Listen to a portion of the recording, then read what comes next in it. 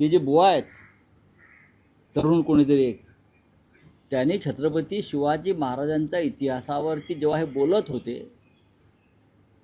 तेव्हा राज्याच्या मुख्यमंत्र्यांनी त्यांना थांबवायला हवं किंवा सरसंघचालकांनी त्यांना रोखायला हवं आणि त्यांना महाराष्ट्राच्या भावना, इतिहास याबाबत जाणीव करून द्यायला हवं. महाराष्ट्राचे मुख्यमंत्री, सरसंघचालक या दोन प्रमुख मान्यवर व्यक्ती ज्यांना इतिहासाचं भान असायला पाहिजे महाराष्ट्राच्या, खास करून छत्रपती शिवाजी महाराज, त्यांच्या उपस्थितीत अशा बुवा आणि महाराजांना आणून छत्रपती शिवरायांच्या इतिहासाची मोडतोड करण्याचं कारण काय? काय कारण आहे? शिवाजी महाराज हा इतिहासातल्या आपल्या ऊर्जेचा अखंड प्रवाह होता. अखंड प्रवाह ऊर्जेचा, उत्साहाचा, शौर्याचा. ते कधी थकले नाहीत, ते कधी झुकले नाहीत, लक्षात घ्या. आणि म्हणून जो महाराष्ट्र आमचा आहे तोही थकत नाही आणि दिल्लीपुढे झुकत नाही. पण नवा इतिहास हे कोणी बाबा आहेत काय, कुठे आहे ते बागेश्वर माहीत नाही मला. हे जे काय महाराज वगैरे आणतात हे लोक, हे नवीन हिंदुत्वात सुरू झालेल्या लोकांचा आणि नवीन इतिहास लिहितायत किंवा बदलतायत. महाराष्ट्राला हे मान्य नाही. खरं म्हणजे ते जे बुवा आहेत तरुण कोणीतरी एक, त्यांनी छत्रपती शिवाजी महाराजांच्या इतिहासावरती जेव्हा हे बोलत होते तेव्हा राज्याच्या मुख्यमंत्र्यांनी त्यांना थांबवायला हवं किंवा सरसंघचालकांनी त्यांना रोखायला हवं आणि त्यांना महाराष्ट्राच्या भावना, इतिहास याबाबत जाणीव करून द्यायला हवं. ते बुवा म्हणजे कोणी या पृथ्वी तलावरची महान व्यक्ती नाही.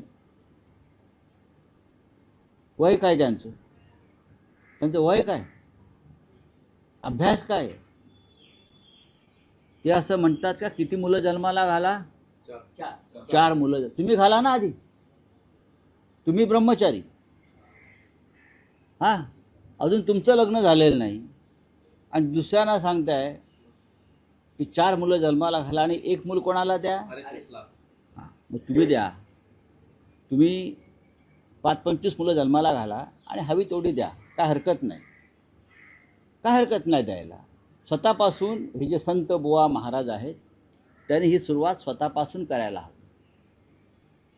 हे हिंदुत्व नाही. परत सांगतो, भाजपा किंवा संघ ज्या हिंदुत्वाचा सध्या या माध्यमातून पुरस्कार करते किंवा खरात बाबासारखे लोक हे त्यांचे प्रचारक आहेत.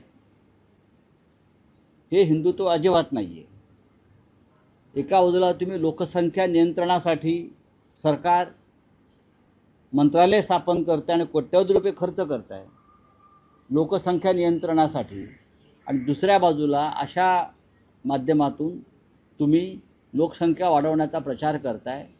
हे बाबा असं का नाही बोलले की 1 मूल प्रत्येकानं आपलं भारतीय सैन्यात दाखल व्हायला पाहिजे?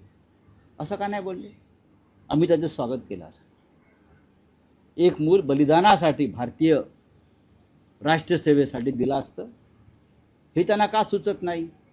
नाही सुचत त्यांना. हे दुर्दैवानं महाराष्ट्रात येऊन छत्रपती शिवाजी महाराजांची अशा प्रकारे त्यांची इतिहासाची मोडतोड करणं हे जे दुसरा कोणी केलं असतं ते एवढ्याला भारतीय जनता पक्षानं शिवरायांचा अपमान झाला हो असं बोंबलत रस्त्यावरती उतरले असते. उतरा ना. शिवाजी महाराजांविषयी अशा प्रकारचं विधान करणं, शिवाजी महाराज थकलेले कोणी पाहिले का? झुकलेले कोणी पाहिले का? त्यांच्या लढायांनी औरंगजेबाला थकवलं.